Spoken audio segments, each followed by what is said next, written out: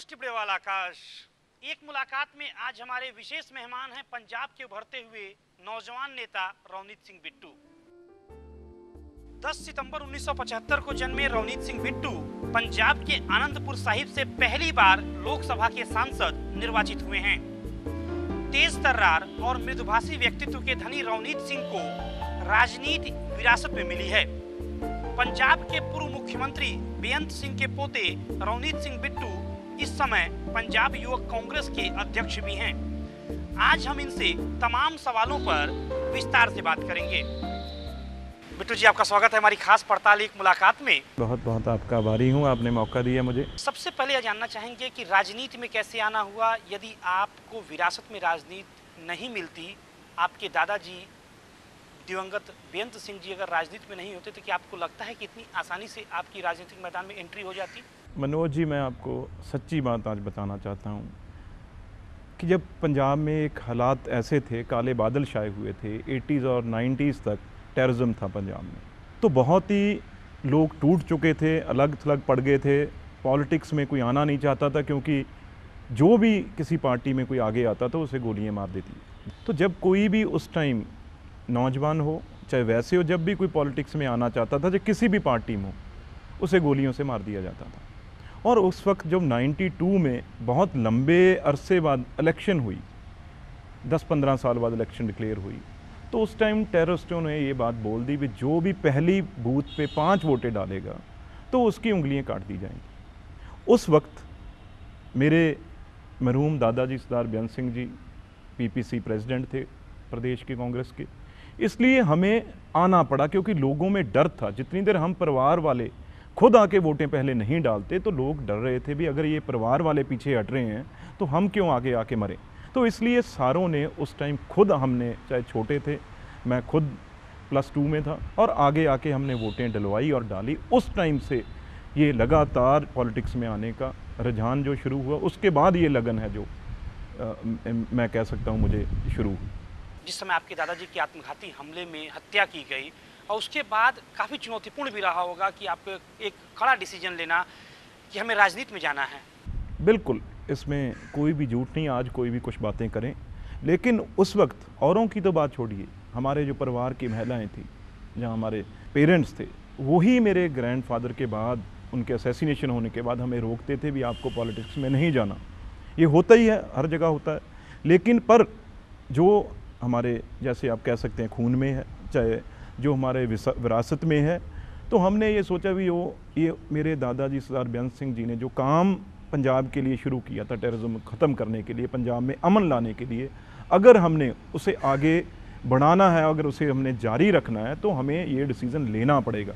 उसी डिसीज़न में, उसी जोश में, उसी ताकत में पॉलिटिक्स में आना ज़रूरी था हमें, क्योंकि जो टेररिस्ट ग्रुप थे, आतंकवादी थे, वो चाहते थे भी ये डिमोरलाइज, ये फैमिली, ये पार्टी डिमोरलाइज हो जाए और हम इसके ऊपर दोबारा किसी तरीके से कब्जा कर सके। लेकिन हमें ये लोगों को मजबूती दिखाने के लिए ज़रूरी था सियासत में आना। हमने ज़िंदगी की परवाह ना करते हुए, परिवार की ना परवाह करते हुए हम सियासत में आए, और उसके बाद लगातार हम काम करते रहे ग्रास रूट के ऊपर।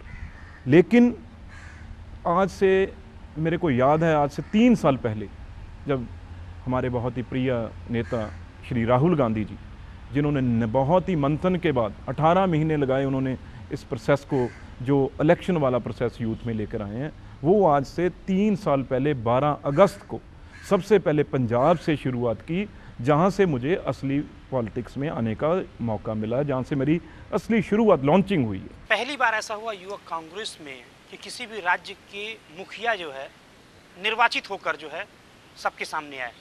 ख़ास तौर पे राहुल गांधी जी, क्योंकि मैं उनकी पहला प्रोडक्ट हूँ, तो मैं ये ज़रूर देश के सामने ये बात रखना चाहता हूँ कि यही आरोप हर पार्टी में लगते थे भी पैसे वाले आगे आ जाते हैं, रिश्तेदार बड़े लोगों के आगे आ जाते हैं।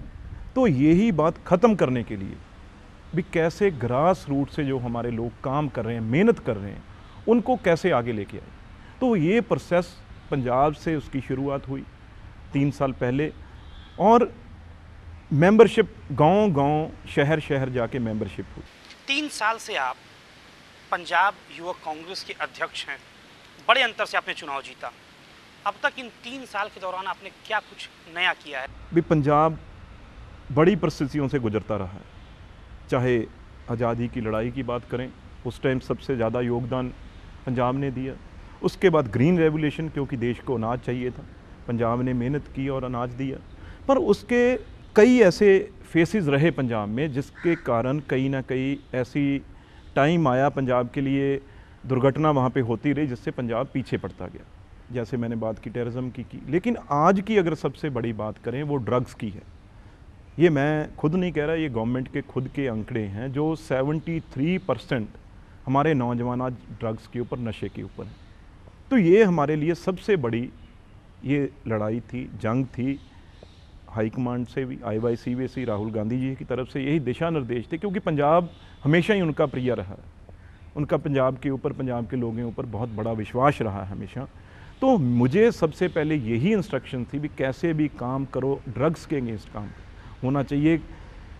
अगर, क्योंकि उनको लगता है अगर पंजाब कमज़ोर पड़ गया, पंजाब सबसे बड़ी कड़ी है हिंदुस्तान की, पाकिस्तान बैठा है, चाइना बैठा है, अगर पंजाब कहीं कमज़ोर पड़ गया तो देश कमज़ोर पड़ेगा। इसलिए सबसे बड़ी लड़ाई हमने नशे के, ड्रग्स के अगेंस्ट वहाँ पे शुरू की। सबसे पहले हमने यात्रा की पंजाब में, 45 दिन की यात्रा, 1500 किलोमीटर की यात्रा, रोज़ हम 30 से 40 किलोमीटर पद यात्रा करते थे।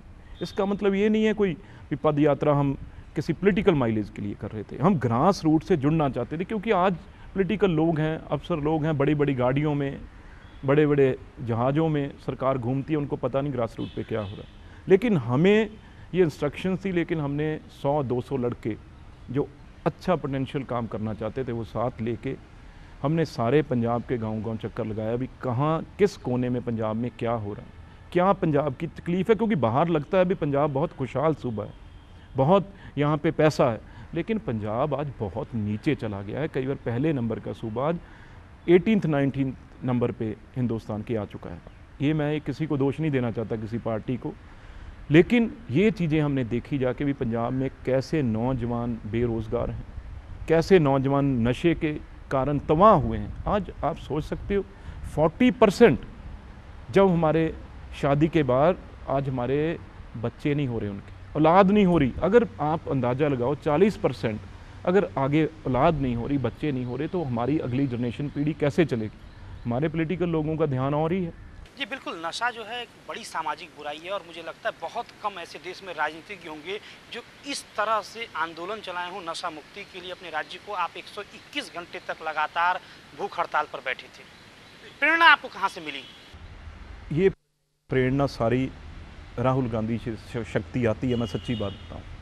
ये कोई मैं वैसे ही आज इस प्रोग्राम में टीवी के सामने नहीं कह रहा। जिस दिन उन्होंने मुझे, मैं प्रेसिडेंट बना था, उसी दिन मैंने सोचा था भी मैं राहुल गांधी जी के दिशा निर्देश से, राहुल गांधी जी के पद चिन्हों पे चलते हुए पंजाब में ज़रूर कोई ना कोई इनकलाब हम लेके आएंगे। उसी सोच को आगे लेते हुए ड्रग्स के लिए हमने भूख हड़ताल रखी। उसका कोई पॉलिटिकल माइलेज नहीं था लेना, पॉलिटिकल पार्टियां काम करती रहती हैं, हम एक सोशल एजेंडा लेके चले थे। ये सोच भी है राहुल गांधी जी की पार्टी की भी सोशल कॉज आज लेनी चाहिए, क्योंकि लोग, पार्टियां लोगों से, सब पार्टियां लोगों से कट गई हैं।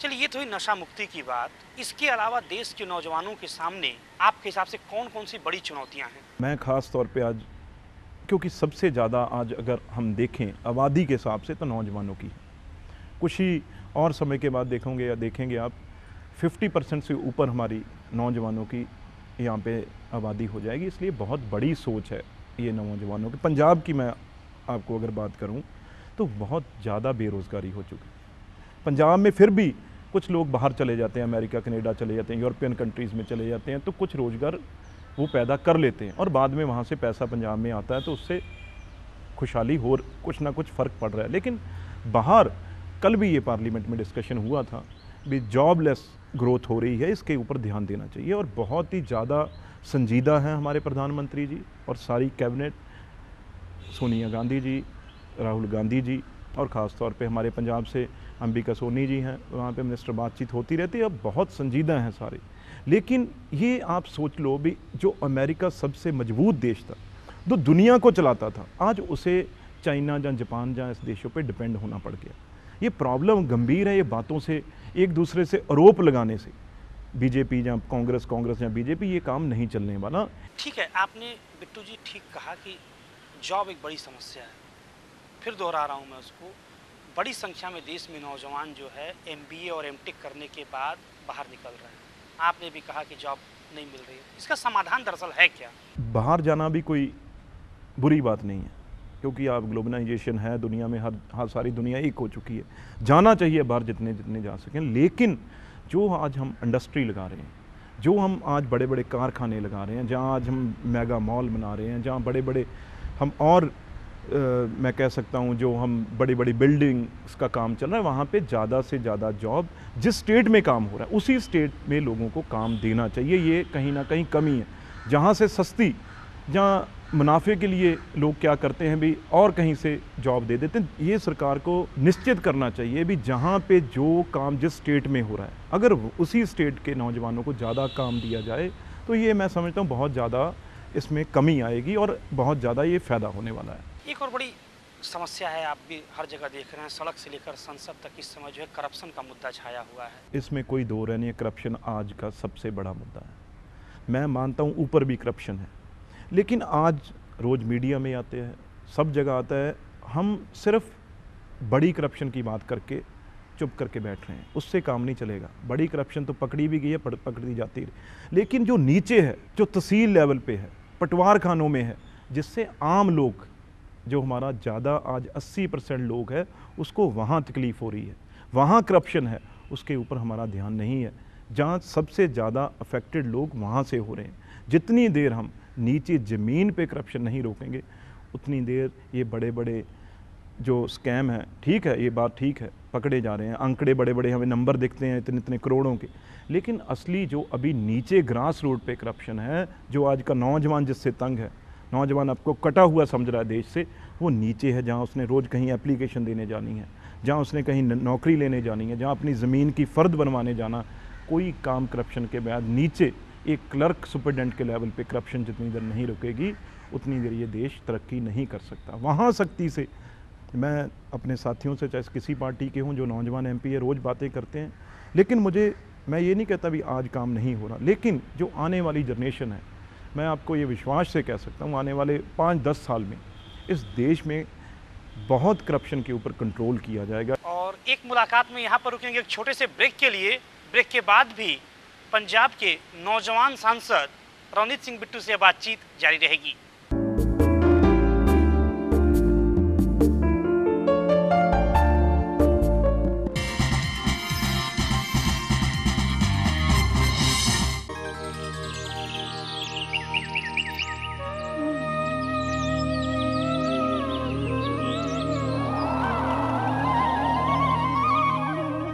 मैं तो सीधी सीधी बात करने वाला आदमी हूँ कि जिस जगह पे सत्य है वहाँ खुदा है, जिस जगह पे अहिंसा है वहाँ ईश्वर है।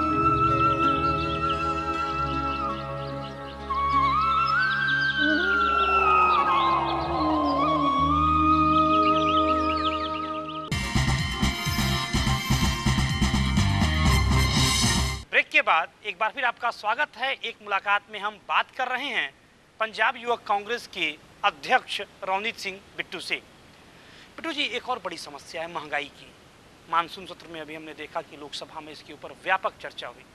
बार बार चर्चा तो होती है, सड़क पर भी होती है, संसद में भी होती है, लेकिन महंगाई रुकती नहीं है। आम आदमी के बीच में धारणा बनती जा रही है कि सरकार बार बार तारीख पर तारीख देती है। जैसे आप कोर्ट कचहरी में जाइए तो आम फरियादी को तारीख पे तारीख मिलती है, उसी तरह से सरकार भी एक के बाद एक डेट देती जाती है। आम आदमी के बीच मन में यह धारणा बन रही है, क्या ये सही है?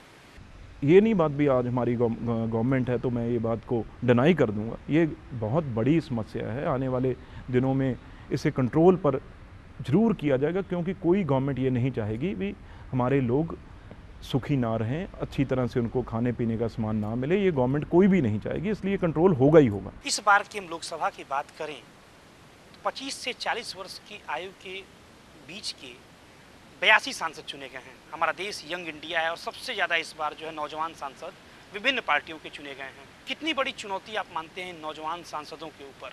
आज लोग हिंदुस्तान के, आप बाहर जाके देखो, वो ये बात खुल के, चाहे बुजुर्ग हों, नौजवान तो है ही हैं, वो खुद ये बोलेंगे भी हम चाहते हैं आने वाला हिंदुस्तान नौजवानों के ऊपर उनका भार देश का जाना चाहिए। और इस दिशा में सारी पार्टियां, कोई पार्टी वो काम भी कर रही है, खासतौर पे कांग्रेस पार्टी ने तो किया ही किया है। हर जगह 13 पार्लियामेंट की टिकट है हमारे पंजाब में, 3 टिकट हैं जो यूथ नौजवानों को दी गई हैं। ऐसे ही अभी महाराष्ट्र में हमारी यूथ कांग्रेस की इलेक्शन चल रही है, पार्टी की इलेक्शन चल रही है। यही कोशिश है बड़ी बड़ी स्टेट्स में भी नए अच्छे नौजवान लाए जाएं। पीछे वेस्ट बंगाल में विधानसभा की इलेक्शन हुई, वहाँ पे बहुत बड़े टिकट दिए गए। उससे पहले केरला में, तमिलनाडु में इलेक्शन हुई। पर नौजवान आगे आ रहे हैं, लेकिन जो मेरी समझ है, जो सोच है, अभी भी और नौजवानों को मौका मिलना चाहिए, उन पे पार्टियों को विश्वास दिखाना चाहिए, क्योंकि नौजवानों को आज असली जो मुद्दा है, क्योंकि करप्शन का जैसे आपने बात की, लोग कहीं ना कहीं ये समझते हैं, जो यंग लोग हैं, नए लोग हैं, ये करप्शन को ख़ास तौर पे कंट्रोल करने में बहुत बड़ा रोल अदा कर सकते हैं, क्योंकि उनके मन में ये बात है कहीं ना कहीं भी आज देश करप्शन की वजह से दुनिया में जो हमारी शाख है वो नीचे जा रही है। क्योंकि यंगस्टर हैं, सारी दुनिया देखी हुई है, पढ़े लिखे हैं, उनको पता है भी बाकी देश आज कहाँ खड़े हैं और कहाँ हम जा रहे हैं। इसलिए मैं ये आपको विश्वास से कह सकता हूँ, जो किसी भी पार्टी के मेंबर पार्लियामेंट हम इकट्ठे बैठते हैं, डिस्कशन करते हैं, हर एक के मन में है भी हमारे देश की जो छवि है करप्शन की वजह से ख़ास तौर पे ख़राब हो रही है, उसे हमें इकट्ठे होकर कहीं ना कहीं इसको बचाना चाहिए। कुछ ही महीने बाद पंजाब में राज्य विधानसभा के चुनाव होने हैं, युवक कांग्रेस की क्या भूमिका होगी? युवा कांग्रेस की, यूथ की तो सबसे बड़ी भूमिका पंजाब में ये विधानसभा जो फरवरी में आने वाली है वहाँ पे होगी, क्योंकि 70% जो आज पॉपुलेशन है पंजाब में वो नौजवानों की है। और जो आज अगर किसी भी पार्टी की बात करें वहाँ पे, ख़ास तौर पे चाहे हमारी कांग्रेस की बात करें, चाहे अकाली दल जो आज ताकत में है, सुखबीर बादल हैं, उनके यंग लीडर हैं, चाहे दूसरी पार्टी बनी है मनप्रीत बादल की, उनकी यंग है, वहाँ पे जो मेन आने वालों दिनों में कंपटीशन है, मुकाबला होने वाला है, वो सारे नौजवान लीडरों का वहाँ पे होने वाला है। जैसे मैंने आप बोल रहे अभी यंग इंडिया, ऐसे ही आने वाले दिनों में यंग पंजाब आने वाला है। और आप देखेंगे बहुत नए चेहरे, ख़ास तौर पे कांग्रेस पार्टी, राहुल गांधी जी ने हमेशा पंजाब में जब भी वो गए हैं, पंजाब पे मुद्दे पे बात हुई है, उन्होंने हमेशा ये बोला है भी हम कम से कम 30% टिकट जो है नौजवानों को कांग्रेस पार्टी के इस पर देना चाहते हैं। और जो उन्होंने हमेशा कहा है वो उन्होंने सच भी करके दिखाया है। लेकिन एक और बड़ी समस्या है, गुटबाजी भी खूब है पंजाब कांग्रेस में। आपको लगता नहीं कि गुटबाजी बड़ी चुनौती बनेगी आप लोगों के लिए विधानसभा के चुनावों के दौरान? ये एक तरह से अच्छा है, जब भी लीडरशिप को ये पता लगता है भी लोग कांग्रेस पार्टी की सरकार वहाँ पे प्रदेश में बनाना चाहते हैं, तो हर आदमी कोशिश करता है आगे बढ़ने की। तो इससे पता चलता है भी वहाँ पे कांग्रेस पार्टी कितनी मजबूत है। लेकिन ख़ासतौर कांग्रेस पार्टी की मैं बात करूँ, हमेशा ही रहा है, जब इलेक्शन विधानसभा चुनाव शुरू होंगे और हाई कमांड जिसको टिकट देगी, जिसकी लीडरशिप, जैसे आज कैप्टन अमरिंदर सिंह की लीडरशिप में हम चुनाव है जो लड़ने जा रहे हैं, एक एक आदमी उनकी रहनुमाई में पंजाब में, ये मैं आपको बड़े विश्वास से कह सकता हूँ, हम 60 से ऊपर सीटें वहाँ पे विधानसभा में जीत के हम आएंगे और हम वहाँ पे कांग्रेस पार्टी की गवर्नमेंट बनाएंगे। राष्ट्रीय स्तर पर इस समय 3 बड़े मुद्दे हैं, महंगाई, भ्रष्टाचार और आतंकवाद। आपको लगता नहीं कि जब अब से कुछ महीने बाद जब पंजाब में चुनाव होंगे तो 3 बड़े मुद्दे जो है आपके नुकसान का सबब बन सकते हैं? नहीं, इसका ज़रूर, इसमें कोई बात नहीं। ये आज ये महंगाई है, करप्शन है, ये बात तो बिल्कुल वहाँ पे होगी, लेकिन ये हमारा काम है, हम अपने वोटर को समझाएंगे भी ये कैसे कंट्रोल की, कैसी कैसी इनके पीछे कोशिश की जा रही है। लेकिन पंजाब में अगर बात करें, वहाँ तो जो हमारी अकाली बीजेपी गवर्नमेंट है, वहाँ पे जितनी उन्होंने करप्शन की है कोई सोच ही नहीं सकता। लगातार सारा परिवारवाद है वहाँ पे, खुद बादल साहब मुख्यमंत्री हैं, डिप्टी मुख्यमंत्री उनके अपने बेटा हैं, और उसके बाद 7 कैबिनेट मंत्री हैं जो उनके रिलेटिव हैं। वो तो एक परिवार की वहाँ पे पार्टी चल रही है। वहाँ पे बादल, जहाँ अकाली दल बादल की तो कोई बात ही नहीं है, सिर्फ बादल फैमिली की वहाँ पे, चाहे पार्लियामेंट की बात करें, हरसिमरत बादल यहाँ पे है, हर जगह उन्होंने परिवारवाद कर रखा है, इसलिए लोग उनसे तंग हैं। कल ही एक आप सोच सकते हैं, कभी लंबे अरसे बाद 10-15 साल के बाद जो सबसे बड़ी यूनिवर्सिटी गुरु ग्रंथ साहब यूनिवर्सिटी फतेहगढ़ साहब में खुली, उसके वीसी अंदर जाके ऑफिस में उसको गोली मार दी गई है। आप देखो तो सही पंजाब में हालात दोबारा, ये तो कोशिश की जा रही है, अभी एक दहशत का माहौल बनाया जाए विधानसभा से पहले, जिसके कारण लोग दहशत में आए और हम उनसे वोटें ले सकें। और एक मुलाकात में यहाँ पर रुकेंगे एक और छोटे से ब्रेक के लिए। ब्रेक के बाद भी पंजाब के उभरते हुए नौजवान नेता रवनीत सिंह बिट्टू से बातचीत जारी रहेगी।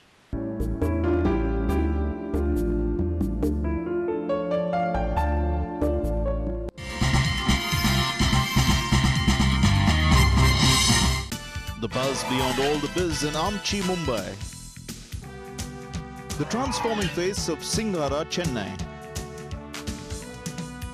The changing profile of the city of joy, Kolkata. Keep track of the latest developments in these cities on Metro Scan, Monday to Friday, 6:30 p.m. only on TD News. Break के बाद एक बार फिर आपका स्वागत है। एक मुलाकात में आज हम बात कर रहे हैं पंजाब के नौजवान सांसद रवनीत सिंह बिट्टू से। आनंदपुर साहिब आपका संसदीय क्षेत्र है, यहाँ के लिए कौन सी बड़ी योजनाओं पर आप काम कर रहे हैं? आनंदपुर साहब बहुत ही पवित्र धरती है, गुरुओं की धरती है और तख्त है हमारा। वहाँ पे पहाड़ भी हैं और टूरिज़्म डेस्टिनेशन वो सबसे अच्छा बन सकता है वहाँ पे, क्योंकि अंबिका सोनी जी हमेशा पहले टूरिज़्म मिनिस्टर रहे हैं, बहुत कुछ इन्होंने पिछली गवर्नमेंट में किया है। मेरी अब ज़्यादा योजनाएं जो है, क्योंकि हमारी वहाँ पे ऑपोजिशन गवर्नमेंट है, जो भी हम काम लेके जाते हैं वो उनकी कोशिश रहती है उसे ना पूरा होने दें। और 6 महीने रह गए हैं, वहाँ पे सबसे पहले तो एक टूरिज़्म हब बने, क्यों वहाँ पे बड़े अच्छे दरिया हैं, अच्छी नदी नहरें हैं और हिल्स हैं, तो बहुत अच्छा टूरिज़्म डेस्टिनेशन वहाँ पे बन सकता है। और साथ में धार्मिक लोगों की आस्था जुड़ी हुई है। एक बहुत ही अच्छा प्रोजेक्ट है जो हमने तैयार किया आने वाले दिनों में टूरिज़्म का, जहाँ वहाँ पे करेंगे। और दूसरा जो मोहाली है हमारा, जो चंडीगढ़ के साथ है और सबसे पहला हमारा डिस्ट्रिक्ट है पंजाब का, वहाँ हम इंडस्ट्री हब है, जैसे गुड़गांव ने तरक्की की है, फरीदाबाद ने की है, ऊना ने की है, वैसे ही हम आने वाले दिनों में मोहाली को एक इंडस्ट्री हब बनाने जा रहे हैं। राजनीति के अलावा अपनी कुछ और पसंद के बारे में हमें बताइए। एक तो मैं पहले स्पोर्ट्समैन रहा हूँ, लेकिन अब पॉलिटिक्स के आने के बाद टाइम कम मिलता है। जब भी मौका मिले, हमारे घर के पास वहाँ लेक है, झील है चंडीगढ़ में, वहाँ रनिंग जॉगिंग करने का। और दूसरा यहाँ अगर दिल्ली हो तो लोधी गार्डन में चले जाते हैं। और दूसरा मेरा सबसे ज़्यादा टाइम अगर मुझे मिलता है तो मैं सिर्फ पढ़ने में मेरा टाइम गुजरता है। पढ़ने का मुझे बहुत शौक़ है। तो जी, देश के नौजवानों को आपका संदेश क्या है? देश के कोने कोने में जो भी नौजवान मेरी बात सुन रहा है आज, जो देख रहा है, मेरी एक ही उनसे हाथ जोड़ के विनती है, अगर वो इस देश को अपना धरती माँ के ऊपर जो कर्ज है उनका, उसको उतारना चाहते हैं, तो इस देश को करप्शन फ्री बनाएं। ये सबसे बड़ी आज मांग है और दुनिया देख रही है हिंदुस्तान की, जो सबसे बड़ी डेमोक्रेसी हमारे देश में है। अगर उस देश को बचाना है तो नौजवान इस देश को करप्शन फ्री करें। बहुत बहुत धन्यवाद बिट्टू जी, हमसे बातचीत के लिए अपना व्यस्त समय निकालने के लिए। तो ये थे रवनीत सिंह बिट्टू जी, जिनसे हमने तमाम सवालों पर बात की। बिट्टू जी का साफ कहना है कि भले ही उन्हें राजनीति विरासत में मिली हो, लेकिन हकीकत यह है कि विरासत से राजनीति में किसी की एक बार एंट्री तो हो सकती है, लेकिन यदि उसे सफल होना है तो अपना हर दिन आम आदमी और कार्यकर्ताओं के बीच बिताना पड़ता है। और इनकी पूरी कोशिश होती है कि ये अपना हर दिन आम आदमी और पार्टी के कार्यकर्ताओं के बीच बिताएं। अगले सप्ताह आपसे फिर मुलाकात होगी ठीक इसी समय, आपके अपने लोकप्रिय कार्यक्रम एक मुलाकात में, देश की एक और बड़ी हस्ती के साथ। तब तक हमारी पूरी टीम को दीजिए इजाजत। नमस्कार।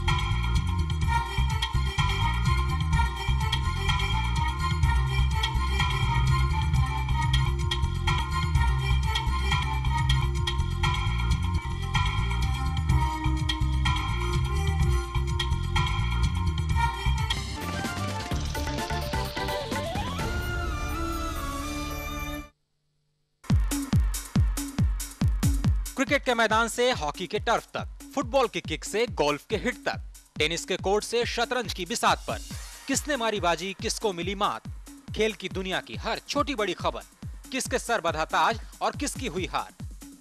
जानने के लिए देखिए खेल समाचार रोजाना दोपहर 1 बजे, शाम 7 बजे और सोमवार से शुक्रवार रात 11:05 पर सिर्फ डीडी न्यूज पर। कल की सुर्खियां, आज की होने वाली घटनाएं, देश और दुनिया का हाल, उपलब्धियां जो होंगी बेमिसाल, राजनीति, वाणिज्य, मनोरंजन और खेल की खबरों